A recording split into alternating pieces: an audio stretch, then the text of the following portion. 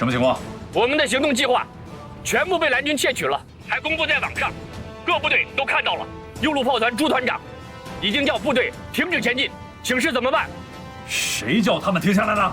他担心过统领山和小毛山，遇上蓝军伏击，那里全是盘山路，一台车辆被毁，整个车队都会被堵死。旅长，朱团长说的有道理，这种情况不能不考虑啊。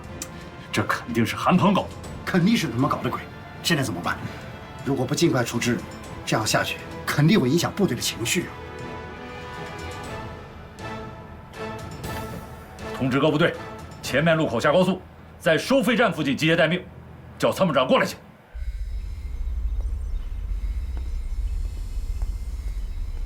909旅装甲营列车已经到达第一编组站，估计在此等待2个小时后重新编组。2个小时，2个小时修改运行图有没有可能？有一定的困难，我们必须设法进入铁路分局的网络系统。你先去试试看吧。是。照目前这个速度啊，他们的装甲营明天晚上就可以到达狼山基地了。你们想办法让他们的装甲营滞留在咱们的第一编组站最少24个小时，在第2编组站至少也要停留48个小时。这样一来呢，就能达到效果。就算他们的装甲营到了狼山，也没多大作用了。从信息和情报数据生成的909旅中路推进的情况看，我们的心理战初见成效。估计楚占刚现在肯定气得脸色苍白，正在大骂我们韩旅长呢。哼，这是你们不够意思，你们干了坏事儿，把屎盆子全都扣到我头上了。可是这一招也不一定能阻拦他们多长时间呢。但起码能让他们停下来呀。就算停几个小时，也是战果显赫呀。但是红军很快就会识破的。识破了再来嘛，不怕慢就怕战。停下来容易，再想把速度提上来，那就得耽误一段时间了。而且不用出动一兵一卒，也不用开一枪一炮，只要在网上发几条信息，我们怎么都是划算的。哎，童飞，你呢就在家帮我盯着点，不时的放一点烟雾弹，只要他们慢下来，咱们就达到效果了。我去演习现场看看热闹去。你不能走。为什么？下一步怎么办啊？你说的怎么办啊？是弹药用光了怎么办吗？对呀，冯大队长他们编的信息条目基本上都已经发出去了。啊？都用完了？但是我怕第一波的打击力度不够啊。毕竟不是炮弹导弹，信息发布又是有逻辑性的，一旦被对手识破，现编剧本是肯定来不及的。那就是你们网络作战经验不足了。作战经验？对啊，你们不会上菜啊。上菜？嗨，你们到饭馆吃饭吧？啊，那服务员什么时候一次性就把所有的菜全都上来了？这不得一道一道的上啊？这你们倒好，把菜一股脑的全都端上来了，那这客人这不是吃完了就得走啊？这一点我还真没想到啊。这样吧，葛参谋，你带几个80后、90后，编纂一点什么花边新闻。反正啊，只要让楚占刚心里边不舒服，咱们就达到目的了。可是我们现在已经没有猛料可以报了。实在不行，就把郝参谋长的作战计划给发过去。你说什么？把伏击909旅的作战计划公布出去？是啊，不是缺猛料吗？扔出一件是一件啊。这假消息可以往外甩，是我们真的作战计划能公布于众吗？这不是把我们家底交给对手了吗？现在还不到孤注一掷的时候吧？葛源，要说打心理战啊，我不如童政委，他呢是研究整天怎么忽悠人的。谁忽悠人了？哎，那通俗点讲就是编瞎话骗人，对吧？你怎么能把心理战比作是江湖骗术呢？心理战是运用心理学的原理原则，以人类的心理为战场，有计划地采用各种手段，对人的认知、情感和意志施加影响，在无形中打击敌人的心智，以最小的代价换取最大的胜利和利益。通过宣传方式，从精神上瓦解敌方斗志，或消除敌方宣传所造成的影响的对抗活动。对，只要能达到目的，就必须运用一定的手段。对，心理战的手段运用原则依据的是心理学原理，主要是注意力、需要率、错觉率、思维定势率、从众心理率、逆反心理率等等。手段主要有威慑、谋略、佯动、伪装、恐吓、欺诈、诱惑、收买、谣言、宣传等等。跟你说话真费劲。你自己好好看看书，补习去吧。我听懂了啊，你说的已经非常明白了。不过呀，一说这个手段，我就觉得怪难听的。哎，咱们就说战术吧。啊，从战术层面上看，此刻呢，咱们抛出一份真的作战方案，让他们真假难辨。他们势必要花一定的时间来分析研究，验证我们的作战方案是真是假。这样一来呢，我们就起到了拖延的作用。我同意猛料可以抛出去一部分，但关键性的作战计划绝对不能暴露。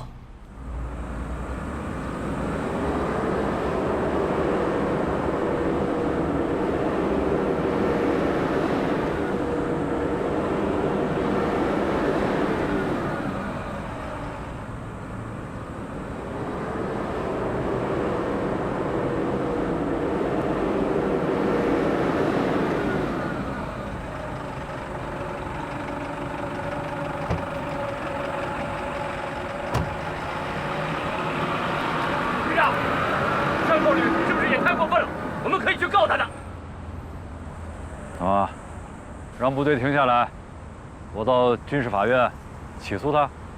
现在没有足够的证明，这件事情就是山暴旅干的呀。事实摆在面前，干这种事儿对谁有利？只有山暴旅吧。蓝精灵是谁？就是蓝军，就是山暴旅。几个团营干部都给我打电话，都感到这演习没法打了。这不等于把我们的一举一动都暴露在蓝军的眼皮底下吗？参谋长，这么激动干嘛？这就是韩鹏在给我们玩花招，说白了就是在跟我们打心理战，有意在局域网上发布这些信息，让我们干部战士心慌意乱，让我们部队因此停止不前，这就是他们的最终目的。可这不仅是心理战啊，我认为还有人身攻击的意思。我都没往心里去，你们啊，别太在乎。参谋长，刚才我和旅长分析了情况，现在蓝军敢于主动出击，用心理战、信息战来骚扰我们，恰恰证明了旅长在作战会议上分析是对的。蓝军深知在实兵对抗上实力较弱，也知道自己想死守535高地3天是不可能的，所以呢，就想在1500公里的行军路上做文章。只要能有效的制止和迟滞我们到达狼山基地，他们就能保证固守3天，抗到胜利。其实这点，首长心里头很清楚。我现在也想明白了，首长为什么让我们909旅如此长途奔袭，而且时间限制这么死，就是要考核我们的远程机动能力和指挥协调能力。旅长、政委，我马上通知部队，关闭所有与战区局域网连通的电脑，任何人不经允许不得上网。好。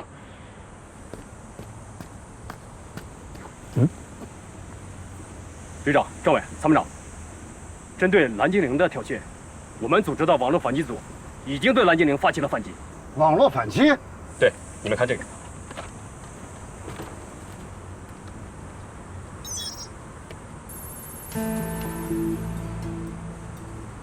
蓝精灵，有种你站出来，亮出你的真实身份。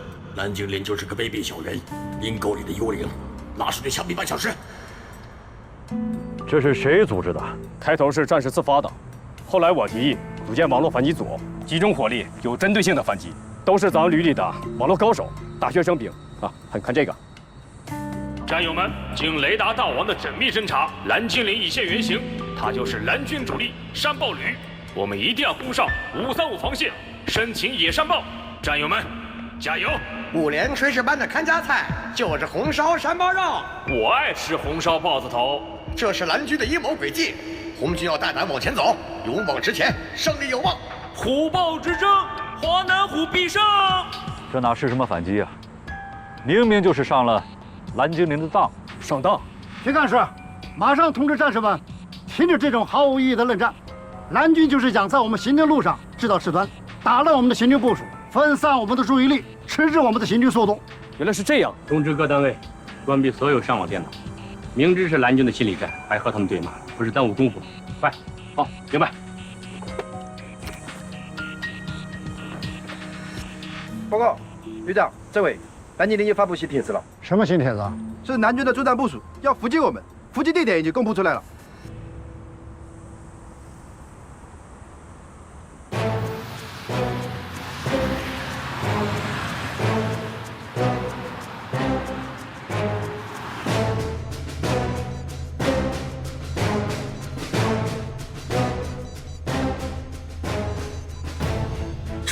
真的吧？但也不能不信，万一出雷呢？完全没有任何真实性可言，这全是蓝军的虚张声势。通知部队全速前进，不要有任何顾虑。旅长，我带警卫营和工兵连前突30公里。好，遇到情况不要恋战，不要停留。楚占刚万没想到，自己缜密谋划的这个气势如虹的挺进计划，会遇到蓝军的这种看不见又摸不着、说不清又道不明的冷枪暗箭的袭扰，实在是让习惯了按训练大纲行事、一向中规中矩的正规部队感到无所适从。而为了应对这种烦人的幽灵般的袭扰，又不得不放慢速度，走走停停，停停走走。与在高速路上以平均拖拉机速度开进的主力部队相比，909旅特战大队可谓是健步如飞，已经神不知鬼不觉地潜入狼山基地，并展开侦查。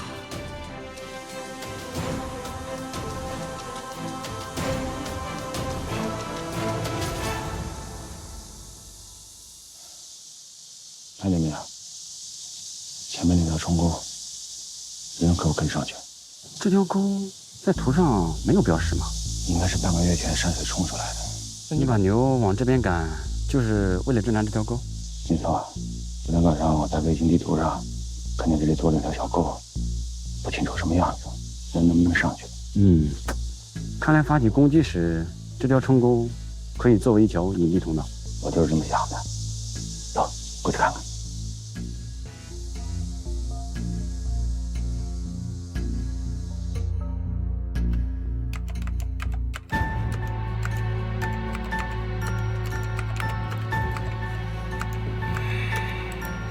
只能等待他们下一步动作了。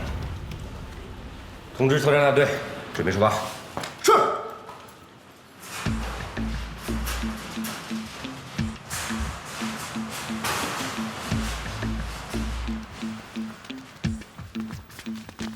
参谋长，旅长呢？哦，他跟政委去特战大队了。你怎么能把统领山的伏击方案公布出去呢？这是没有办法的办法。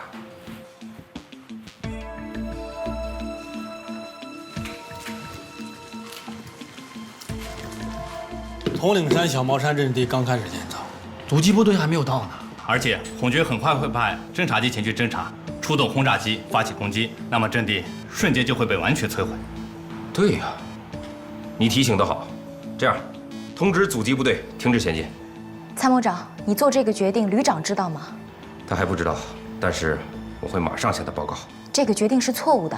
错误的？红军的右路一定要阻击，强力阻击。一旦炮兵到达狼山，对535防线将会带来毁灭性的打击，绝对不能放弃对红军的阻击，绝对不能。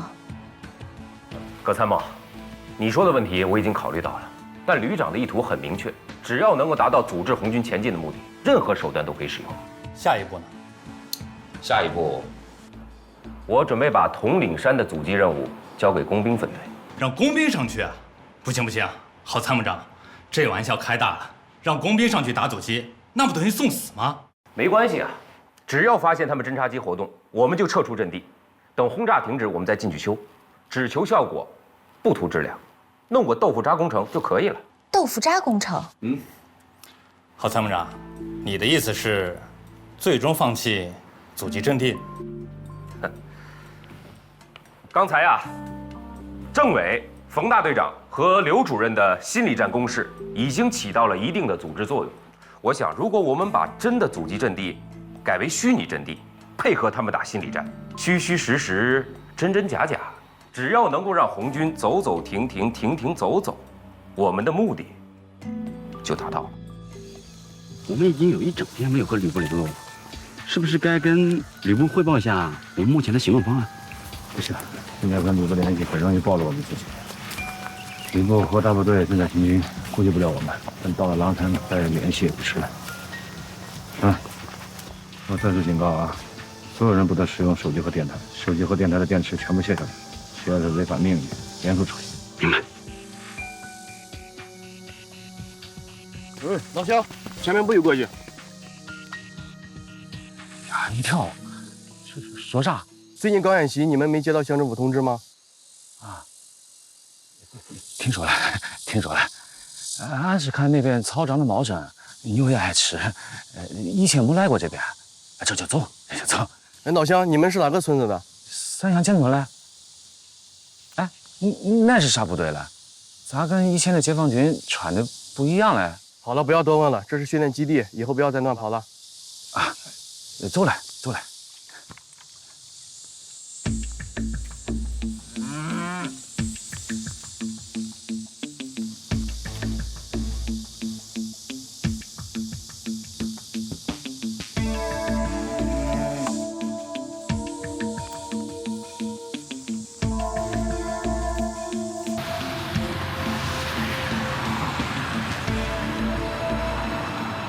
旅长，丁凯的担忧不是没有道理的。空军的侦察机30分钟后能赶到铜岭山小茅山展开侦察，我估计高速路上不会有太多问题。看来80堡垒失败是有理由的。怎么讲？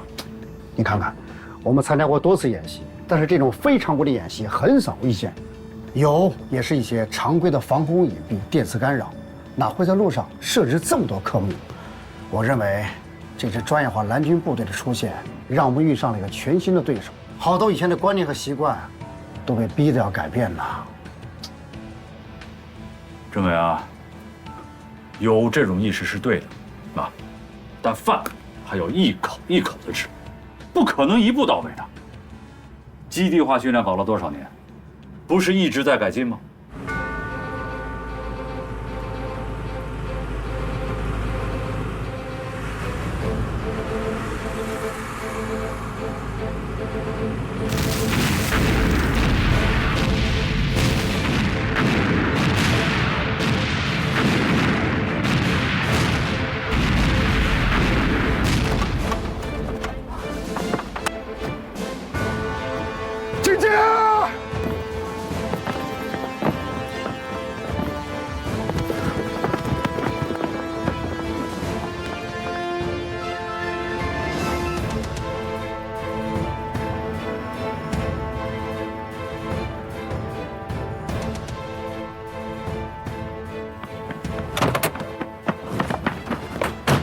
报告参谋长，我警员营侵犯2台车出雷，部队现已安排警戒。通知车队停止前进。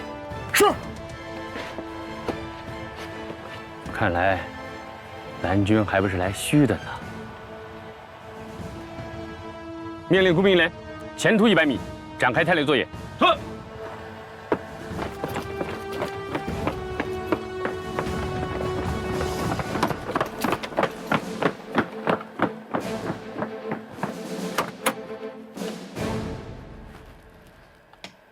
沟洞洞1，我是沟洞洞3，前方有车触雷，工兵连正在实施排雷作业。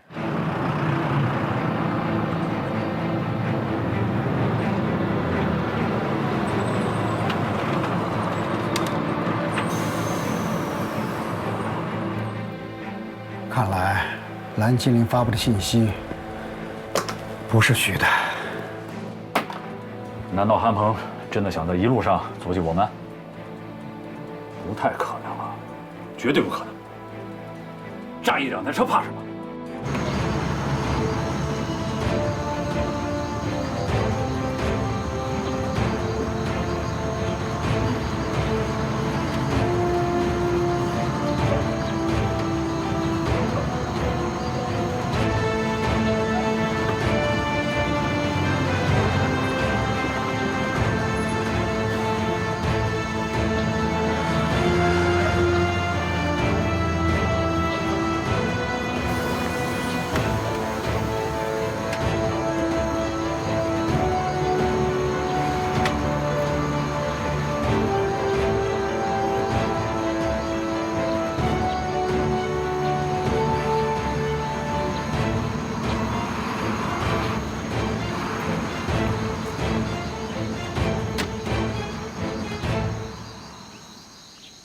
报告，刚收到空军空中侦察报告，发现铜岭山一带有蓝军出没，并发现部分防御工事。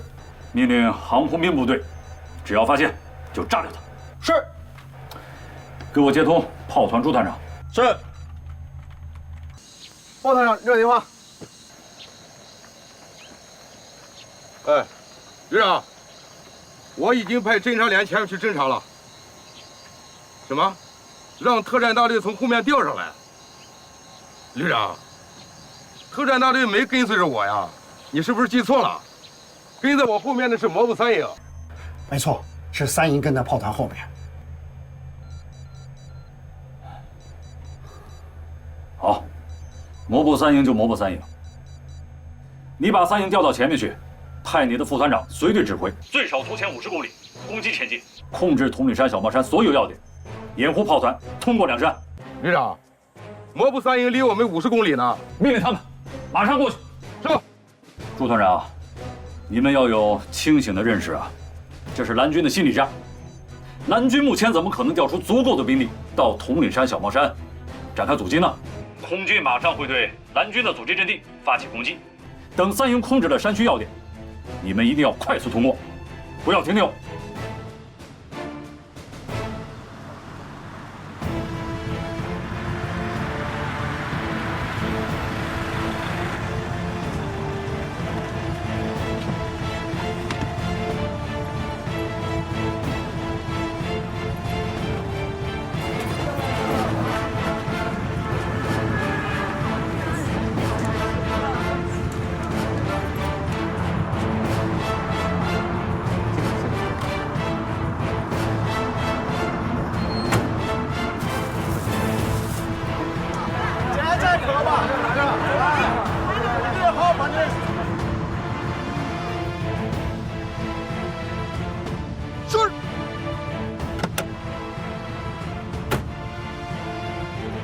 副营长，到，马上出发！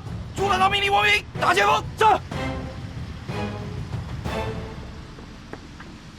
2人站好，后面跟上。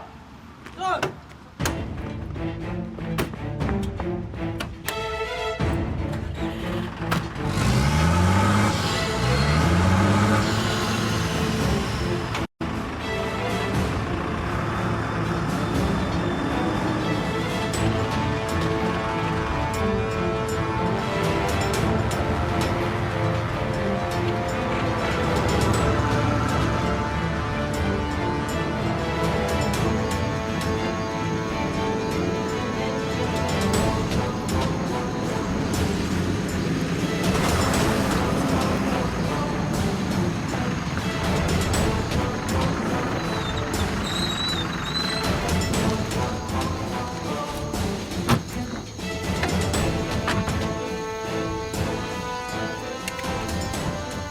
参谋长，那就是统领山主峰。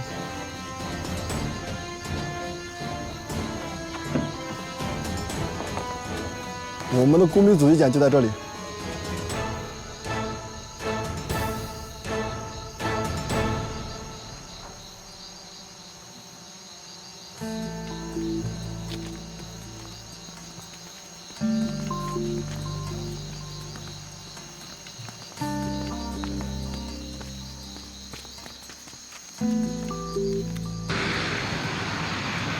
参谋长，是红军的歼击机。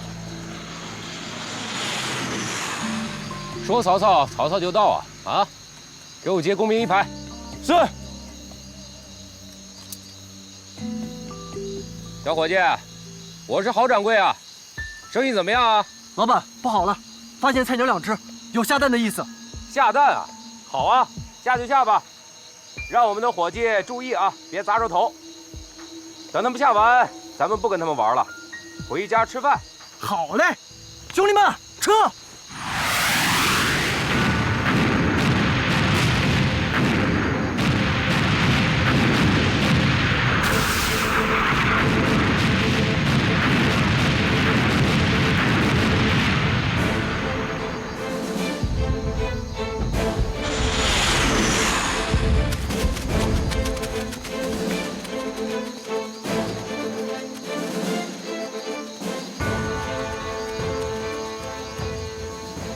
长官，909旅下手比808旅还要狠呀！可惜阻击任务不归我们工兵，不然我还真想和他们好好玩上一把。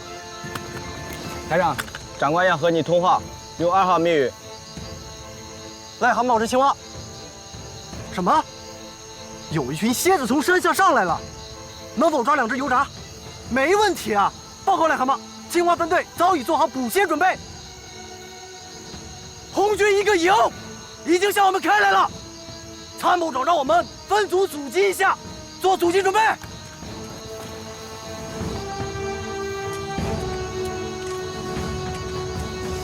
通知特战大队彭副大队长，按计划执行。是。空军报告，蓝军统领山阵地已被摧毁。朱团长报告，某部3营继至统领山主峰。通知朱团长，天黑前控制统领山一线，炮团务必在天黑前通过统领山。是。我们的前方情况怎么样？工兵连还在排雷。怎么搞的？几颗地雷还搞不定吗？政委，你在这里守着，我上去看。老楚，前面有丁参谋长呢。还是我去吧。凭他这么谨慎法，明天早上也过不去。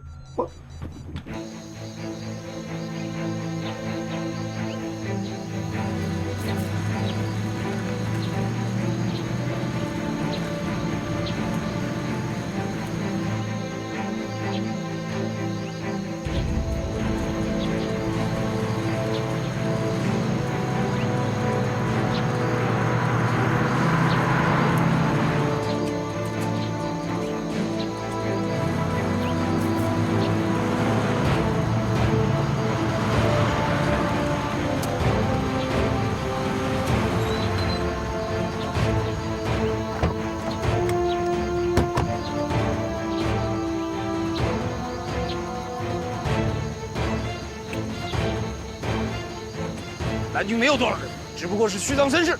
1排2排，从阵地两侧摸上去。是。打！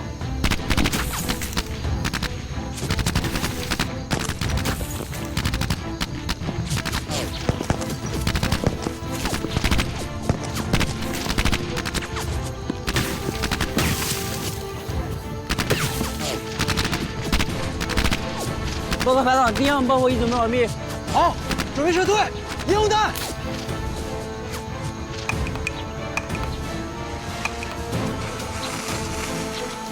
撤！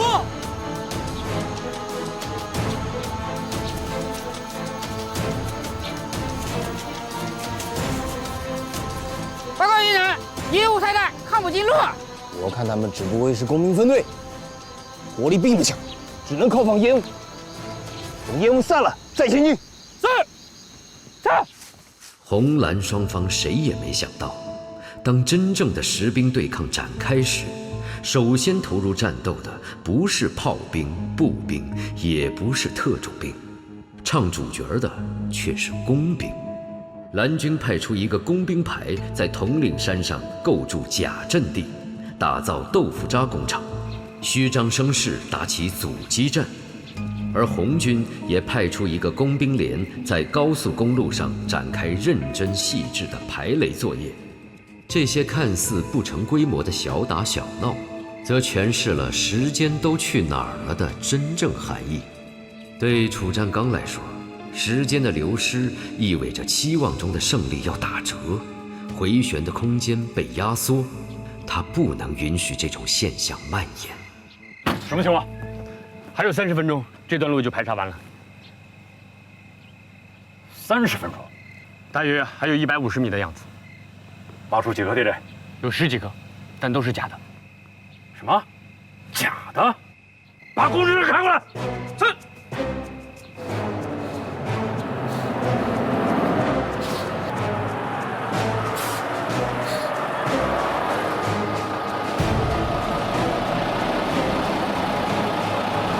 旅长，你不能去，还是让我来吧。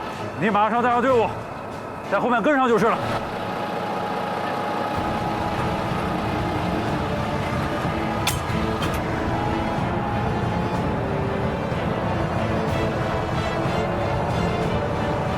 上车。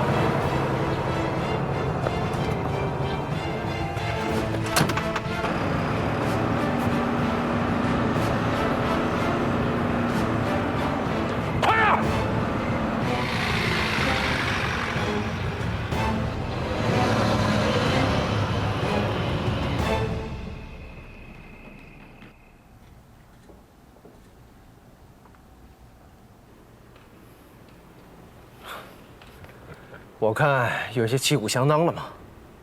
看来楚占刚这只华南虎真的被激怒了，连自己这个旅长啊都亲自披挂上阵了啊！韩鹏的下一步棋可就不好走喽。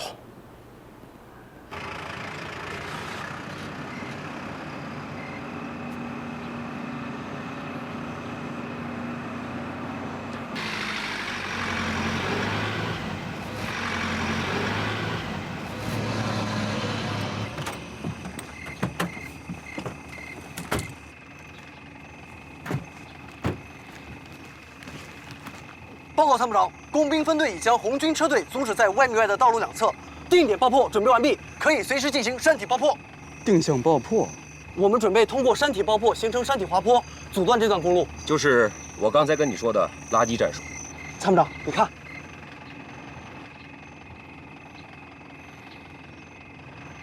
现在能够制造多少立方的阻拦物啊？接近1万立方。红军全力打通需要多长时间？最少需要3个小时。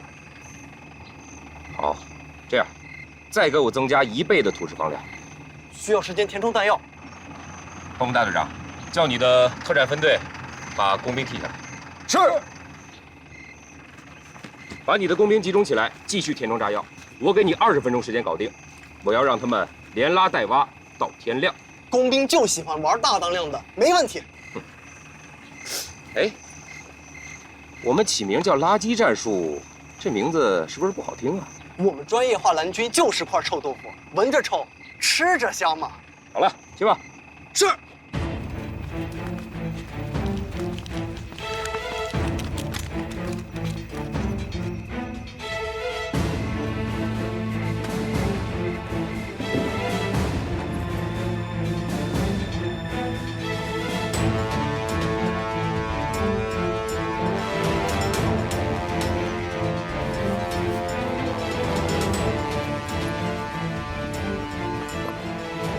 哎，不行，多了，撤下一下。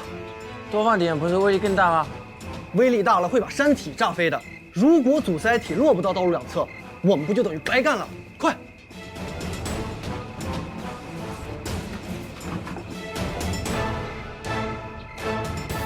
来人，把洞口封上。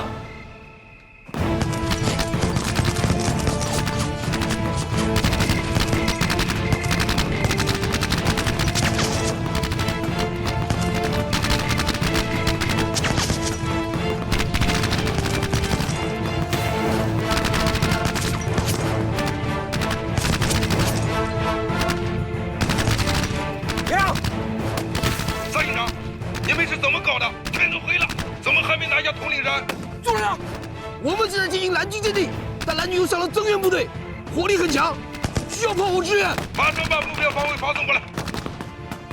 是。目标，坐标。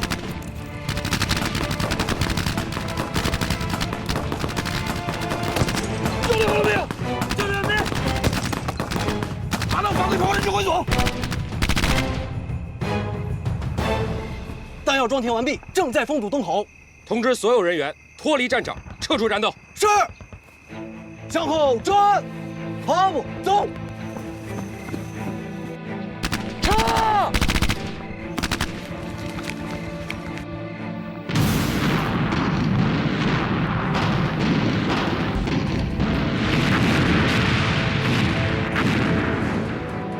进攻！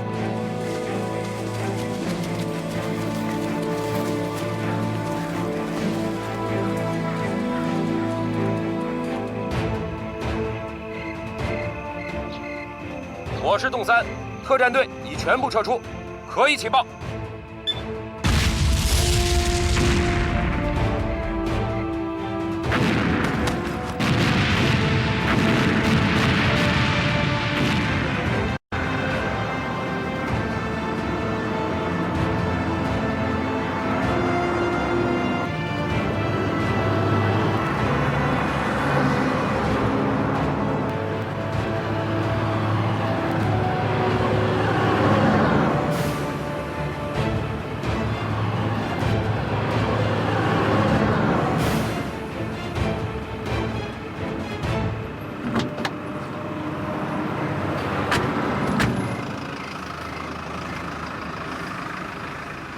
队长，你怎么亲自开车探路？这多危险！哎，要不这样，这段路还不得走到天亮啊？这样，到前面宿营区吃点东西，已经1天没吃饭了。哎，政委啊，下一步要研究一下应对心理战的措施了。这样下去，部队会被拖垮的。没错，这方面我们训练搞得太少，总以为敌人的心理战只是政治宣传，没想到成这个样子。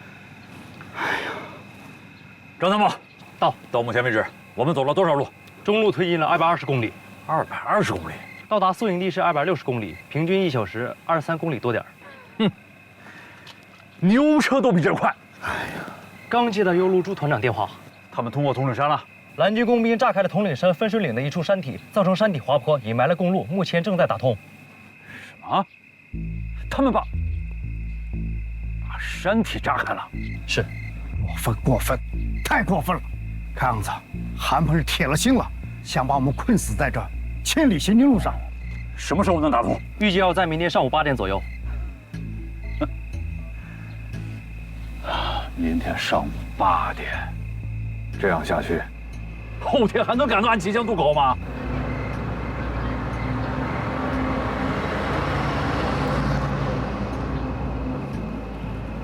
队长，朱团长他们已经被堵在统领山一带，他们请示能否改变行军路线。他们想怎么走？走7连2省道，从东面绕过统领山和小毛山，估计要多走130多公里。一度。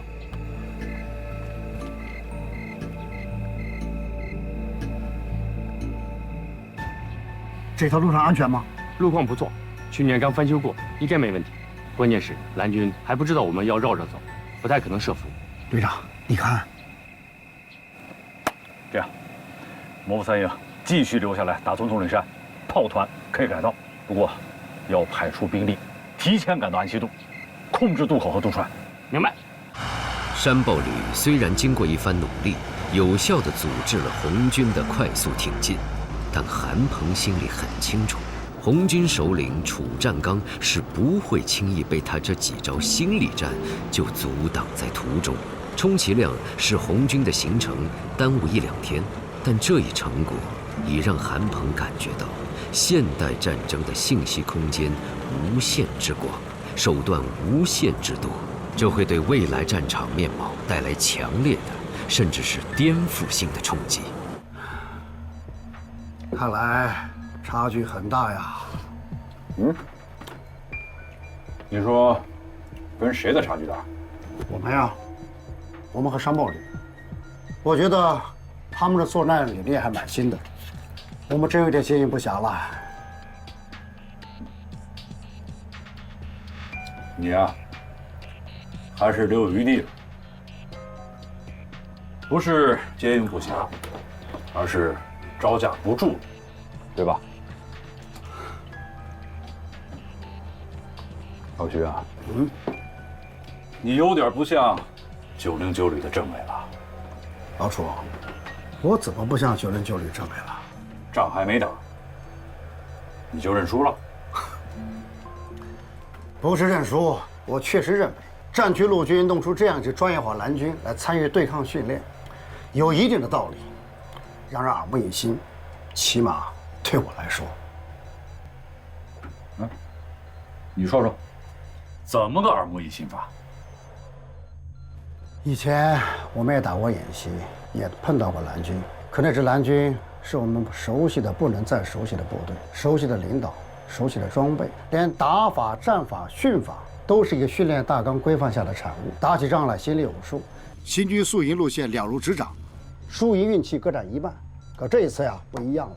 你看看，我们一个齐装满员的机步旅，跟一个刚刚组建不久的，说白了也就半个旅的实力进行对抗，而我们却显得力不从心。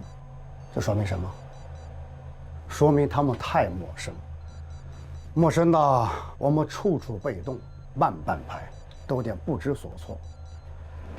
哎呦，真有点遇上外军的感觉了。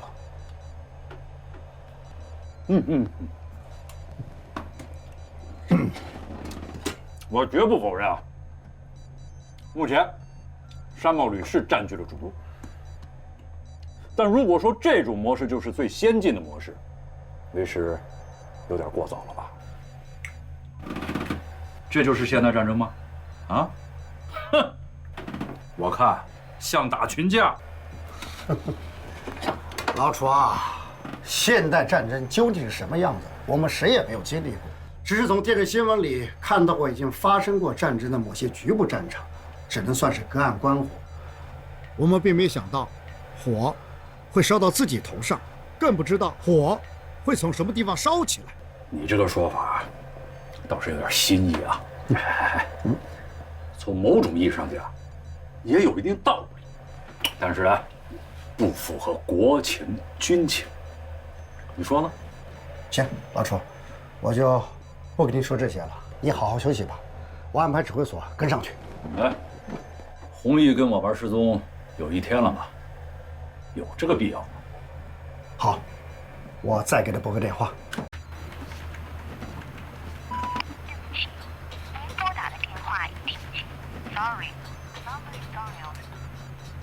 哎呀，怎么是停机呢？真是停机！白天是关机，现在直接停机，什么意思啊？韩鹏让我搞不懂，我自己的属下也跟我玩新战法，怎么会这样啊？电台处于静默状态，手机也不通。看看特战大队其他队员手机开不开通，尽快跟他们取得联系。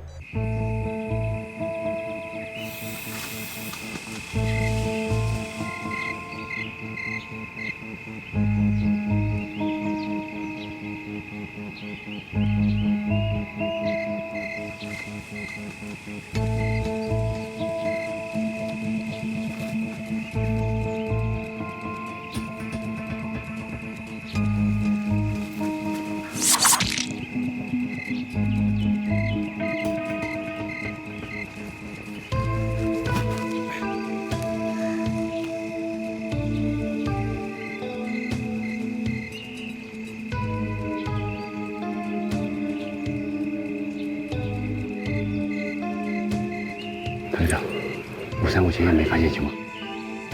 厂长，味道不错，过几天这就是我们的家常菜了。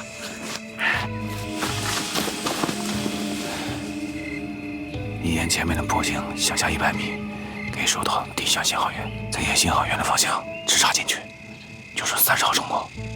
你们在中口2侧潜伏，去吧。是。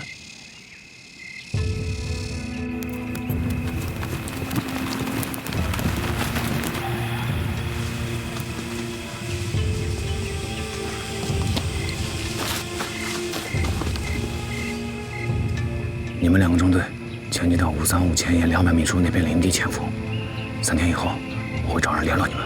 是。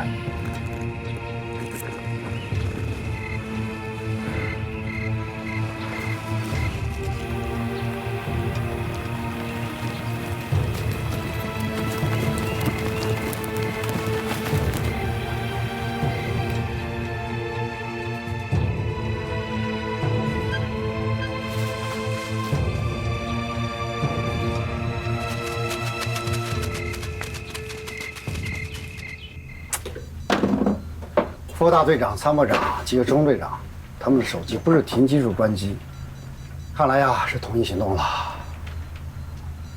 统一行动，行动前怎么也不报告啊？我们知道他们在干什么吗？怕是暴露目标吧？放心，他隐蔽的连我们旅领导都找不着了。这万一出点事情，失控失察的责任都是你我的。弘毅呢，做事一向认真，一丝不苟。有时也是小题大做。哎，300多人出去2天多了吧？队伍在哪儿？人员在干什么？武器装备有没有问题？我们一概不知。我们的推进情况，他们也不管不顾。这真要是打起来，他要是让敌人给歼灭了，我们还都蒙在鼓里，这能行吗？不会出现这种情况的，你放心吧。不是有句话说叫将在外，军命有所不受吗？啊，将在外啊，我还不是将呢，他能成将吗？芝麻将。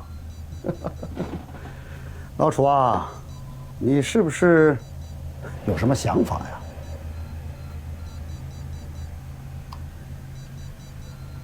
我想把弘毅这枚棋子挪地方。什么意思啊？你想把特战大队撤出狼山？这么早把特战大队弄过去，你觉着有必要吗？我认为必要性不是很强。如果我们这一路上顺顺当当，弘毅他们提前秘密投送过去，还是很有意义的。现在是大部队遇到麻烦，推进速度缓慢，你说他们在那里趴个7、8天还有意义吗？7、8天的野外潜伏，战士们还能爬得起来吗？这事儿也怪我，做这个决定之前，我们能再开会研究一下就好。我至今认为我们的决策是对的，不用怀疑。如果这招奇招妙棋用对了，我们可以出奇制胜了。你知道我现在有个什么想法吗？你说。我想用弘毅这支队伍，在蓝军后方倒他一下，同时让他南下，接应掩护大部队北进。这是韩鹏想不到的了。这倒是可行的一步。只要在蓝军后方突然杀出一支红军的特种兵，你想想，韩鹏他能不乱了阵脚吗？他必定会放弃或减弱对我们途中的骚扰，把注意力集中到弘毅身上。老楚啊，这个想法好啊！哎呦，是啊，可是现在弘毅人间蒸发了，无影无踪了，这叫什么事儿？你说，老楚啊，这件事呀，当时在我们出发之前，你应该交代清楚，他就知道自己身负2项任务了吗？我当初就不太相信他能潜伏成功。现代侦察手段这样强大，想在蓝军鼻子底下潜藏300多号人，哼，简直有点天方夜谭啊！不，把有点改成就是。可你当时还是下了命令。是的，我当时同意弘毅的提议啊，是不想打击他的积极性，也不想给大家留下旅长听不得一点反对意见的印象。而且当时弘毅的阐述啊，还有些可信度，你说我怎么能不支持他呢？这么说，你这个命令是有杂念的喽？谈不上杂念。你说你勉强，就是顾及弘毅在会上曾反对你把谋卫营留下和3路开进的方案。我只谈现在，他太我行我素。现在潜伏的不知道是我找不到他了，还是他找不到我了。哎，不是，一个旅长在战场上找不到自己的大队长了，哼，我也是醉了。老楚呀，要怪呀，只能怪我们吕领导。当时出发的时候就应该把事情给交代清楚，告诉弘毅，除了到狼山潜伏，还有另外一项重要的任务，就是随时调你们特战大队进行袭扰和接应任务。弘毅肯定会想办法，在他认为安全的前提下，和我们保持联系的。想调特大动一动的想法，只是在刚才扫雷的时候想起来的，没遇上这一路风险，我哪能想到这个？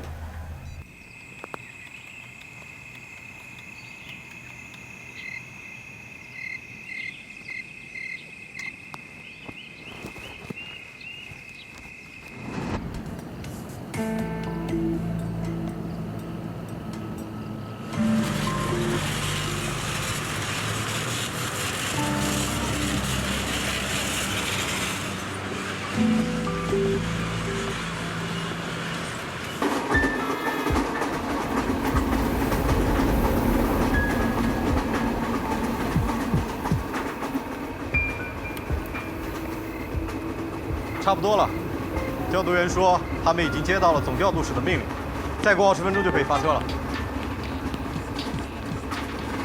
哎，首长，你们啥时候走啊？师傅，我不是什么首长。哎，那边的绿灯是给我们的信号吧？哎，对，就那95道的灯已经好了。哎，那你们慢走啊，解放军叔叔啊。好，谢谢啊。哎，走。哎，95道的灯已经好了，可以发车了啊！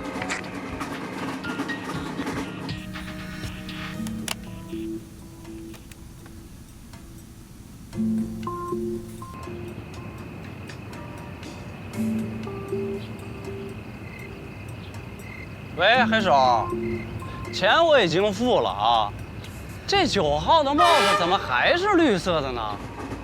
我跟你说，我不喜欢绿帽子，我要红色的啊！赶紧给我换。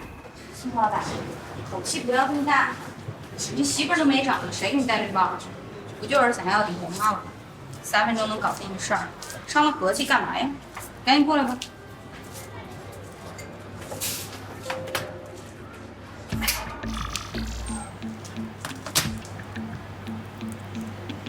这，9股道改成红灯。好，其他的呢？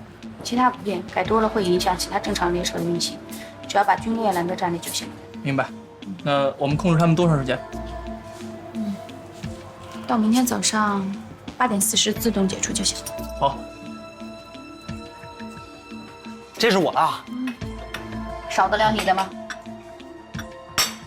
怎么样，打进去了吗？特别好使，这个故障设置一时半会儿查不出来，还不会影响到它的指挥中心，其他车辆都正常运行。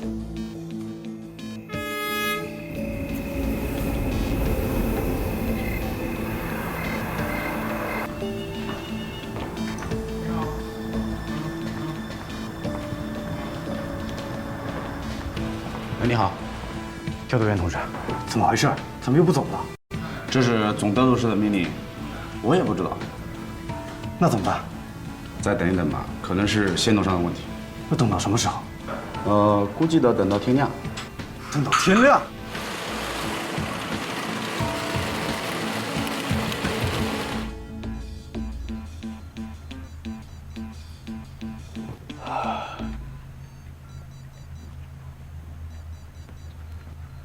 啊？怎么又停了？徐政委的车停在路边。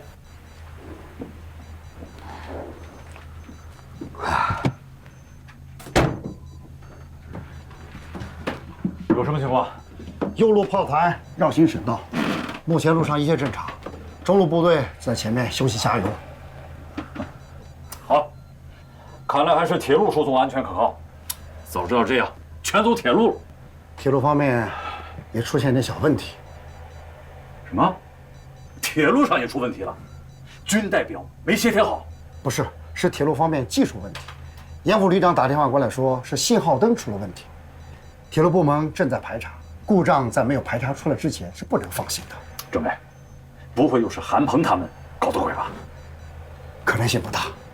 这次军运，铁路部门十分重视，沿途桥梁隧道都加强了警戒。蓝军想动我们钢铁运输线，没那么容易。哎，他们还在查呢，不会查出来吧？要是查嘛，肯定是能查出来的，不过需要一点时间。他们现在是在排查系统，然后是软件，最后才是硬件和线路。呀，老板，老板，哎，生意如何呀？都搞定了。不过他们已经发现有问题了，正在一步一步的排查。我们设置的是到明天早上自动解除。行，让他慢慢查吧。你们呀，赶紧回去休息啊。不困啊，老板？你不困？多好玩！哎，老板，你不觉得我演什么相声吗？行了，就别挺着了，已经3天3夜没合眼了，咱后边啊还有大生意呢。走吧。好。收东西。 909旅的3路开进，让蓝军东一榔头西一锤的非对称战法这么一闹腾，整整在路上耽误了2天。韩鹏知道，仅靠现有这几招想完全阻止红军挺进是不可能的。参谋长郝建国提出一个新的方案，在安七江渡口组织一次有一定规模的阻击战，趁红军炮团渡江之际。 封锁安七江面，或将其阻挡在安七江南岸，以期再拖延1至2天。目前，红军与我方几天的较量中，突破了我方设置的以信息战、心理战、技术战为主要攻击力量所构筑的防线。3路纵队已向前推进800到850公里。我们不得不承认呐，红军在与我方的较量过程当中。 已经逐步掌握了我们的心理战，还有信息战，并且加强了反制措施。我们也要有所改变。周参谋，说说你的构想。根据目前红军挺进速度，最多2天3路部队，至少2路可到达狼山基地。而与我正面交战开战之初是9营9旅，建制中剩下最后一个炮团。经过我们的了解的情况，这个炮团将在演习结束后撤编，也就是说这是他们最后一次参战。据说炮团的官兵情绪高涨，战斗精神顽强，对我们的威胁极大。我方有必要在安西江渡口一线针对齐右路组织一场阻击作战。等红军第一批装备装船开始航渡时，我炮兵首先集中火力对轮渡发起攻击，击沉齐渡轮1到2条，而后炮火延伸对南岸红军装备、油料车辆和码头实施覆盖性炮击，摧毁码头。我步兵占领江堤后，用重机、轻机枪和火箭弹等轻武器组成密集火力网，封锁江面，压制红军特种兵冲锋舟涉水强渡。我们山豹旅从组建以来，还没有真正打过一场硬碰硬的实兵对抗，这回算是真亮相了。对，我们要好好打赢这场仗，总不能让别人说我们是偷鸡摸狗的吧？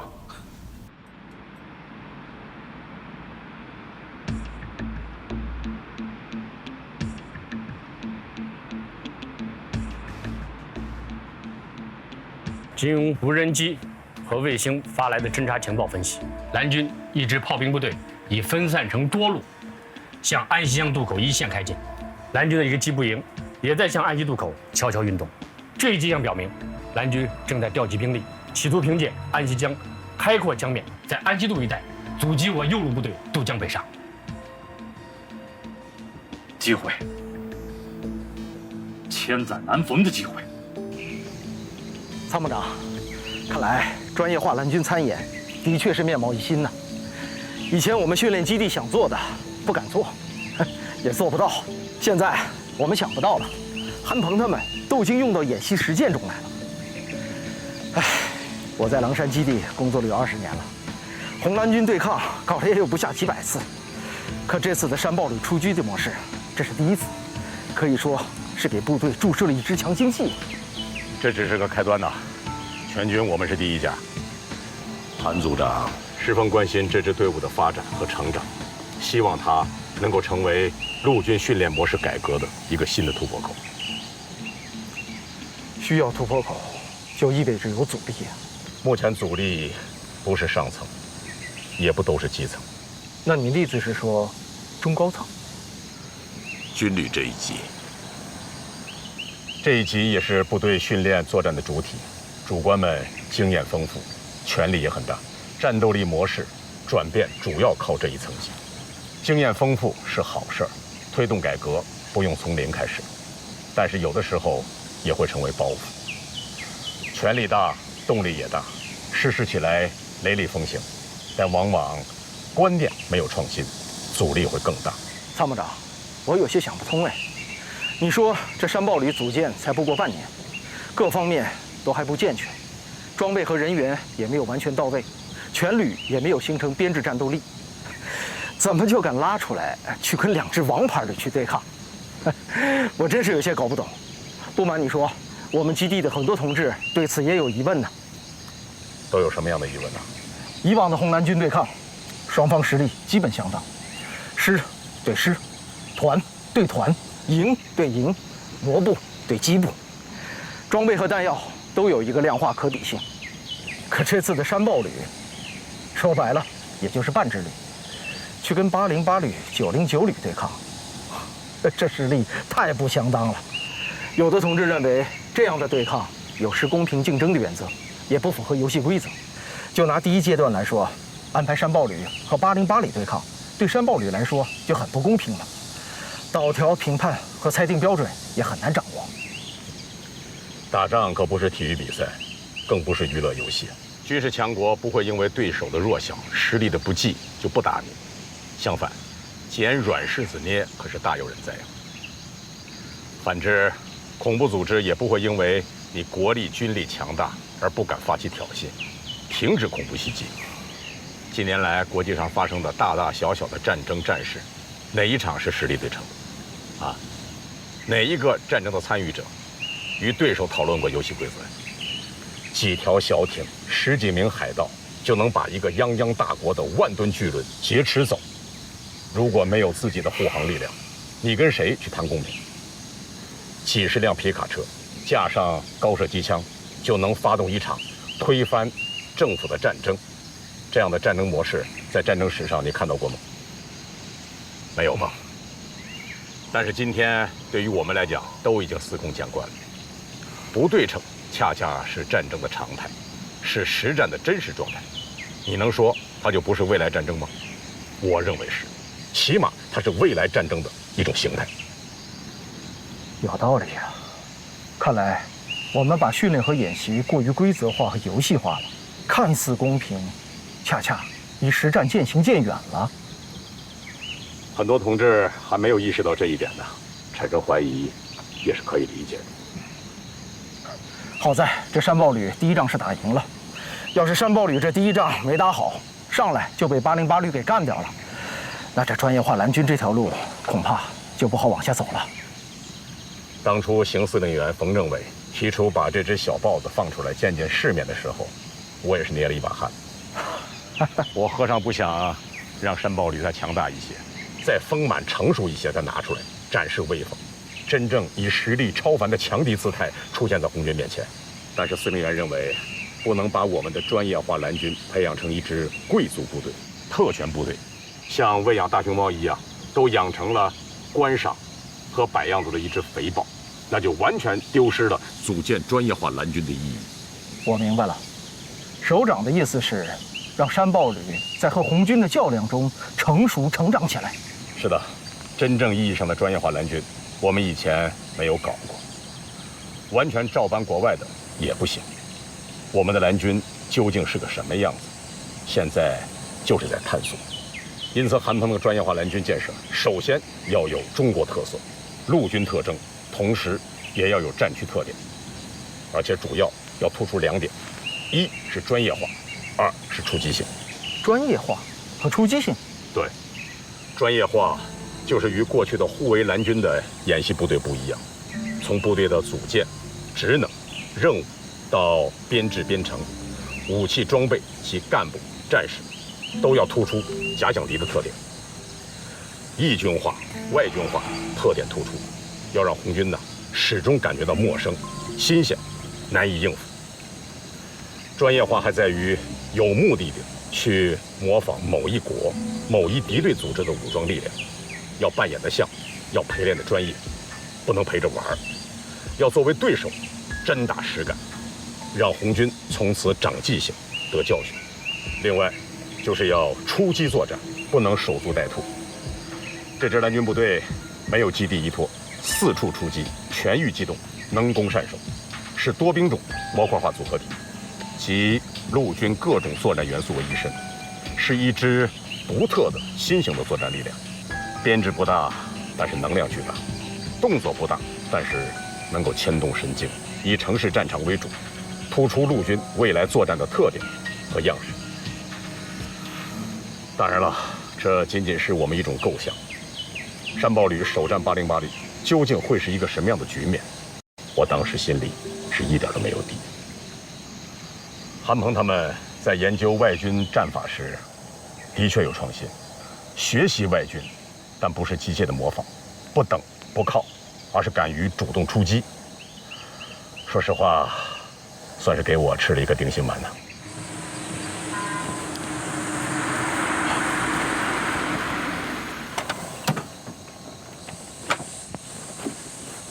参谋长，请司令员。您从北京开会回来了？昨天夜里会议结束，我就连夜赶回来了。今天一大早就往这赶，算是马不停蹄吧。司令员，还没到发起总攻的时候呢。演习不到3天了，这处战当的部队还没准备好啊？不是没有准备好，而是现在还在路上。还在路上磨磨唧唧的干什么？让山豹旅在途中阻击了一下，推进的速度慢了一些。韩鹏是怎么打的？把楚占刚的部队拖了这么多天。用楚占刚的话讲，就是打群架，东一榔头西一棒槌的，主要是搞心理战、信息战、舆论战，再加上网络渗透，上来就把楚占刚啊弄得个晕头转向。从昨天开始，算是缓过劲儿来了。红军现在距离狼山还有300多公里，顶多1天，3路部队啊都可以到齐了。我说嘛，这山豹旅现在还不具备实兵阻击对抗的能力嘛。不过今天您来的正好，两家有一场硬仗，马上就要开打了。好啊，我们去看看。行。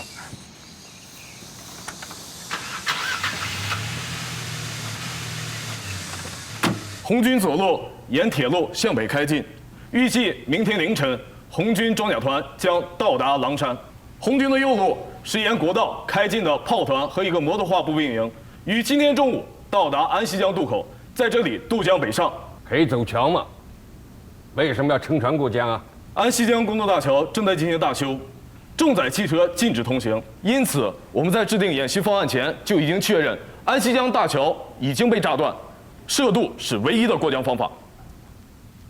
红军的中路及第909旅指挥所现在已抵达宁江县境内，距狼山基地还有340公里。目前楚旅长的位置在这里。他为什么不往前走啊？红军指挥部从昨天凌晨到达宁江县后，就再也没有向前推进。从红方得到的消息是，红军正在组织一场规模较大的军事行动。他是为了保证自己的炮团能够顺利的过江。山豹旅的炮营和机步营昨天傍晚已经在向安溪渡一线集结，目的十分明显，就是要在安溪渡口阻击我右路部队渡江，在我渡江过程中或登岸立足未稳的情况下向我发起攻击。蓝军机步营目前到达什么位置？还不清楚。不清楚。蓝军的可疑目标在进入丘陵山区后，卫星就很难跟踪了。派出无人机继续侦察。通知炮团加速前进。是。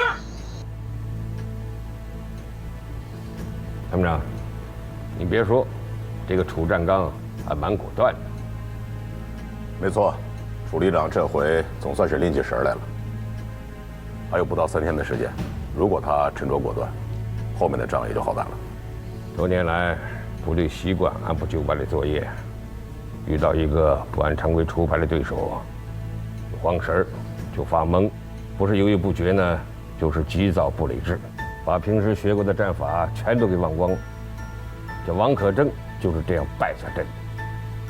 炮营5个隐秘点，凌晨3点前已经全部到位；机步营凌晨4点前也全部到位，隐蔽在距江边2公里的防空离站中。战斗发起10分钟之内，炮火可进入设敌阵地；机步营2分钟之内可到达江边。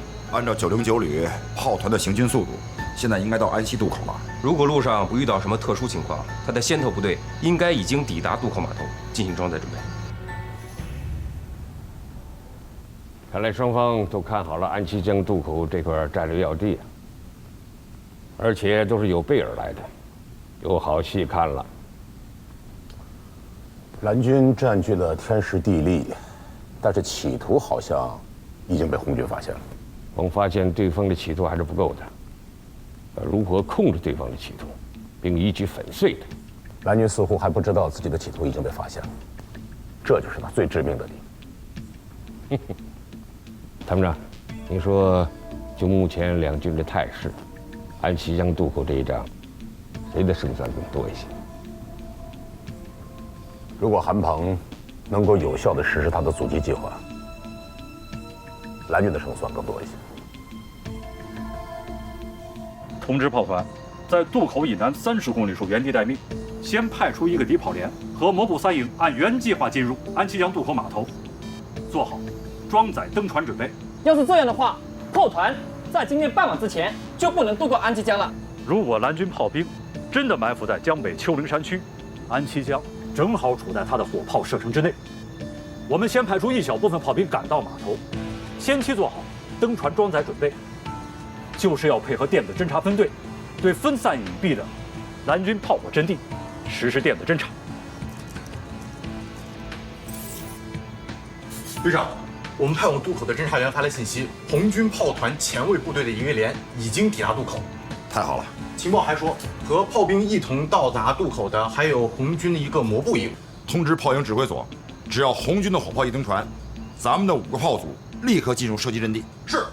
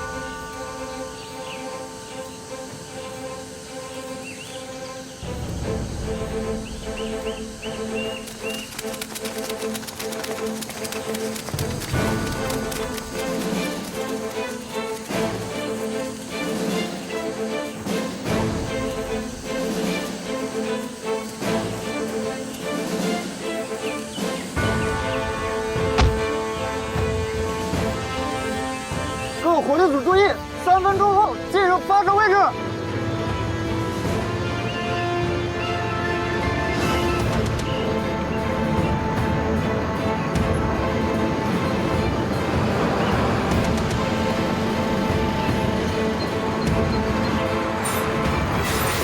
电子侦察分队报告：蓝军在安齐江北岸丘陵山区的自行火炮目标已全部被锁定。好，太好了！通知朱团长，到达安齐渡口的部队只登船不开船。命令红军所属航空兵中队立即出动，将蓝军的5个炮火目标全部摧毁。是。哎，不对呀，这红军的摩步营怎么出现在他的右路啊？他的特战大队呢？就是啊。楚占刚可是个老滑头啊，他的特战大队到底藏哪儿了？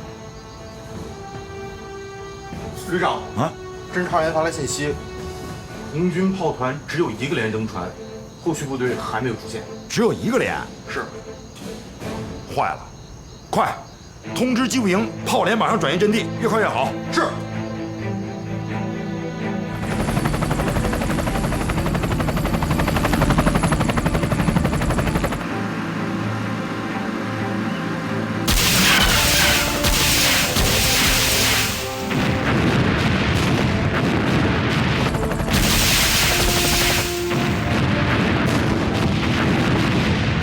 经战况核实，蓝军的1个自行火炮加强连及指挥车辆、战术车辆、运输车辆等都已被我航空兵导弹全部摧毁。旅长，是不是马上通知炮团赶到安西江渡口，抓紧渡江？现在炮团渡江还早，让摩步3营先过江，炮团隔江掩护，等完全控制住了江北一带，炮团再分批渡江。打535防线没有足够的炮火准备是不行的。是。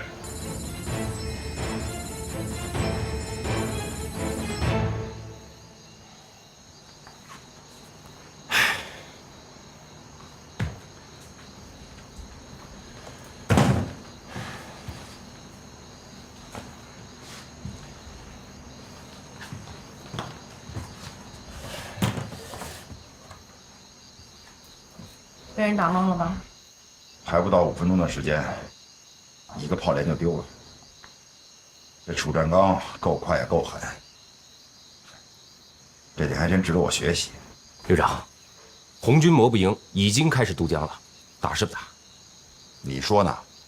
我们的机步营已经埋伏在江边，完全可以封锁江面，阻挡渡船靠岸。我认为，就算机步营已经占领了江北堤岸，也不可能完全顶得住红军的强势攻击啊，还不如隐蔽撤出。撤出来，那咱们1个炮连白丢了。你要硬拼可以啊，再送红军1个机步营好了。那不管怎么说，机步营已经上去了，总得发挥点作用啊。打仗要不算计成本的话，明儿转了眼啊，也当不好老板，做不好生意。我搞我的学术研究，你当你的老板。你别担心啊，我不会管你借钱的，你也别到我这儿来搞开发。哎，不是，是作为旅长，政委，要不听我说一句？你说，挡不住红军强渡，起码可以阻止他今天夜间过江，这就消耗掉红军半天时间。时间对于红军来说越来越宝贵，也是我们唯一能够压制红军战力发挥的可用武器。所以我认为，我们的阻击战值得打。不愧是参谋长啊，2比1。那明天怎么办？明天听你的呀。听我什么？哎，很简单呀，你们看啊，明天楚占刚他只要渡了江，放在他面前的就是通往狼山基地的平坦大道，而且半天时间就可以到达。而放在咱们面前的呢，就只有死守535高地了。行啊，那就死守吧，准备打一场最惨烈的阵地保卫战。只有这样，没有别的办法。没有别的办法？不会吧？什么不会吧？你肯定有办法呀！你说没办法，肯定在说反话呀！平坦大道半天路程，只有死守，这不是你刚才说的吗？那我要守不住呢？你见死不救啊？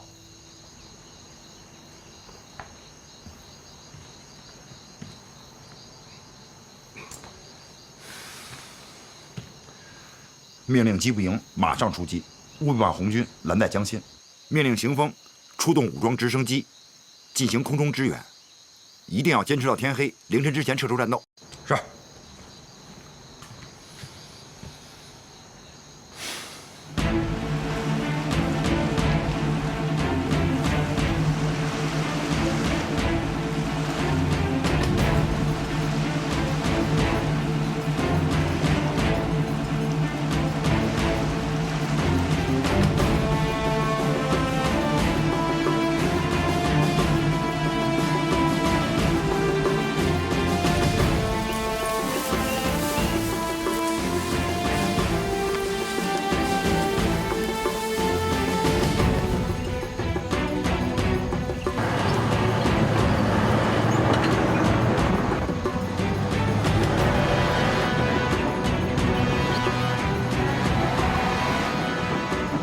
1连、2连、3连，机步兵各战车车载火力实施拦阻射击，将渡轮阻滞于安七江江面。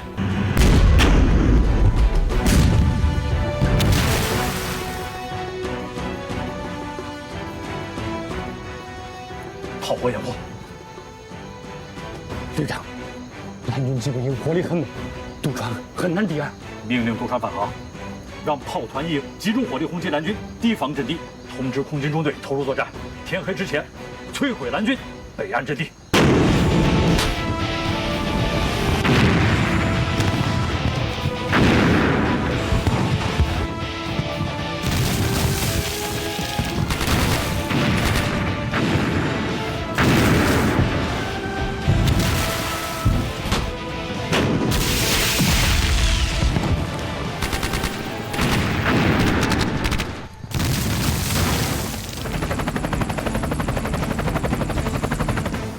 准备射击。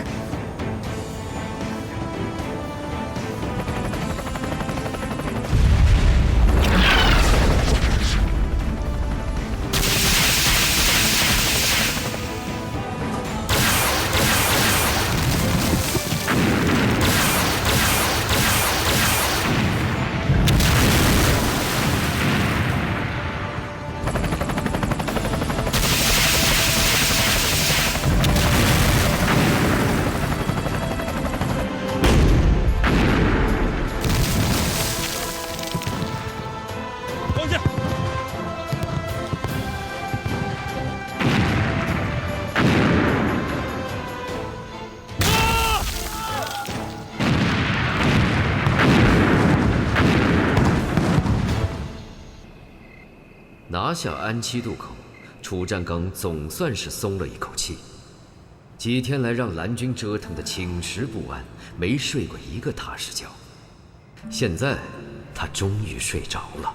政委、参谋长、朱团长报告：摩步3营已登上安齐江渡口北岸，已全部占领5公里堤防阵地。要不要报告旅长？不行，旅长太累了，让他呀再睡会儿吧。好，那我让炮团做好过江准备。蓝军呢？现在去向不明，但被我击毁步战车4台，战斗减员120人。我估计已经溃不成军，趁夜色掩护撤退了。今晚就不要渡江了，让机步营向纵深展开搜索，沿公路向北展开侦查，控制最少50公里路段。旅长，明天一早炮团过了江，我们就是一路畅通了。我是恨弘毅，到现在不跟吕布联系。如果特大调出来个南北夹击，蓝军的机步营就不是被击溃，而是被全歼了。是的，我们一直在想办法跟洪大队长联系，但没有成功。摩步3营情况怎么样？接导演部裁决通知，减员1/4。丁参谋长，你看指挥所能不能连夜组织？不行，老楚啊，你太累了，明天上午再出发吧，就半天的路程。今天晚上呀，睡个踏实觉。旅长，和这支蓝军对抗，指挥所绝不能孤立行动。等明天先头部队到达后，指挥所再出发也不晚。好吧。哎，朱队长，吃点宵夜吧。你不说我倒还没感觉，你这一提醒啊，我还真感觉到饿了。同心人。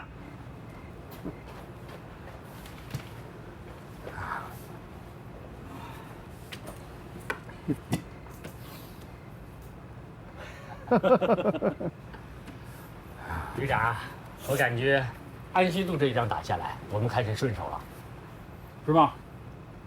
韩鹏玩的那几招，咱们可都一一领教了。